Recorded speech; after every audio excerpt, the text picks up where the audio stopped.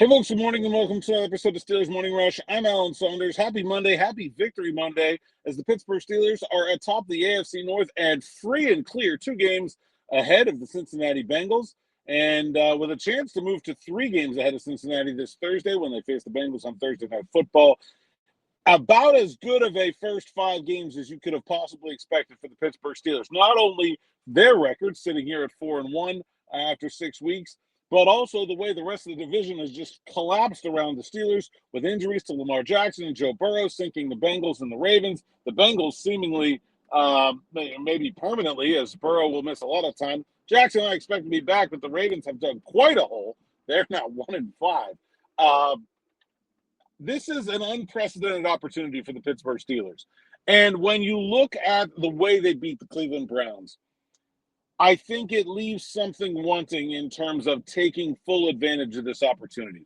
Not saying that anything that happened against the Browns was bad. The Steelers had a great defensive game plan against a rookie quarterback who, by the way, does not look like he belongs in the NFL. They had an offensive game plan that built on what they did against the Minnesota Vikings and was clever and creative and continued to adapt. They used much more of the tight ends in the receiving game, while still playing a lot of the heavy personnel with Spencer Anderson and Darnell Washington.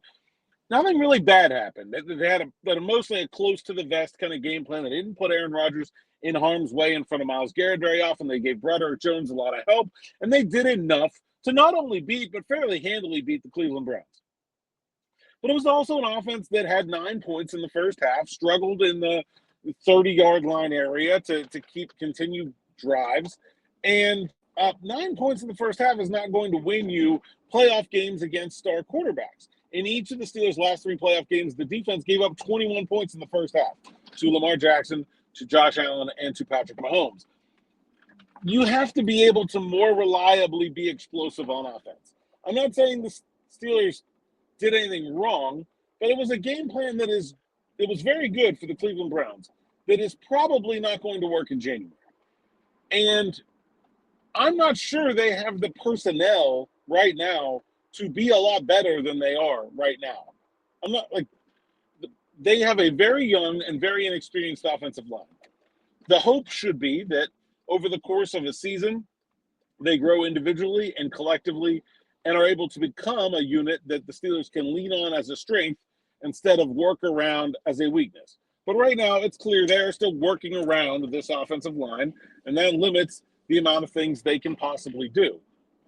The other part of this is they just are out of playmakers at the wide receiver position. There's only so many different ways you can draw up tight ends. And Arthur Smith is doing a great job of finding them, but they are still somewhat limited by the fact that they really only have DK Metcalf at the wide receiver position. I expect Calvin Austin to come back from his injury at some point, possibly in Week 8 against the Green Bay Packers. But even that will still leave a wide receiver room that is borderline negligent in terms of the amount of talent they have. And if you had thoughts that Roman Wilson was going to step up and become the player to take that job and run with it, the fact that he was outsnapped 2-1 by Scotty Miller should pretty well put any of those thoughts to rest. I still like Roman Wilson as a prospect, and I think he was a good draft pick. I think he will eventually pan out. But this is his first real season. And I think that is just too much to be expecting from him right now, especially considering he did not do that job in college. I think he could play fine out of the slot, but as an outside deep threat, he is miscast. Now, I think it's incumbent on Omar Khan to go out and get one of those, either now or at the trade deadline or sometime in between, and to also figure out why last year's trade deadline acquisition of Mike Williams, who looked like pretty much a perfect fit on paper, did not go very well. It's a two-pronged thing. He has to figure out why they weren't able to use Mike Williams when he was acquired at the trade deadline last year, the way anyone really anticipated them being able to use him, and then also go find someone else that can be that for this team this year. I know Rashid Shaheed is a popular name being thrown around right now. Jacoby Myers is obviously a very talented player, and the Raiders are falling apart.